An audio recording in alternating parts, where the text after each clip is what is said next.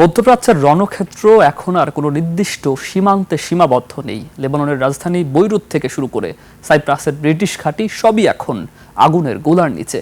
হিজবুল্লাহর rocket হামলার জবাবে Lebanon শক্তিশালী ও কঠোর আক্রমণ শুরু করেছে ইসরায়েল। তাফসির ফিজার রিপোর্ট। শিয়া বাটার ও ভিটামিনে সমৃদ্ধ লিলি বিউটি সোপ, তারুণ্যময় উজ্জ্বল ত্বকের জন্য।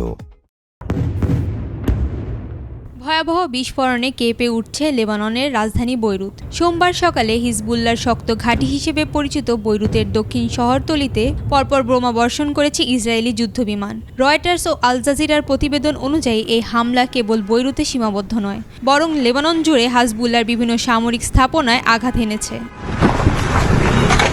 এরই মধ্যে লেবাননের দক্ষিণ অঞ্চলের ৫৩টি গ্রামের বাসিন্দাদের অবিলম্বে ঘরবাড়ি ছেড়ে সরে যাওয়ার নির্দেশনা দিয়েছে ইসরায়েল। এতে লেবাননে একটি বড় আকারের স্থলযুদ্ধের আশঙ্কা তৈরি করেছে। এর আগে ইরানের সর্বোচ্চ নেতা আয়াতুল্লাহ আলী খামেনির হত্যার প্রতিশোধ নিতে ইসরায়েলের হাইফা শহরের একটি সামরিক ঘাঁটি বড় ধরনের রকেট হামলা চালায় হিজবুল্লাহ, যার জবাবে এই আক্রমণ বলে দাবি ইসরায়েলের। তাফসির ফিজা, নিউজ ডেস্ক, ২১ টেলিভিশন।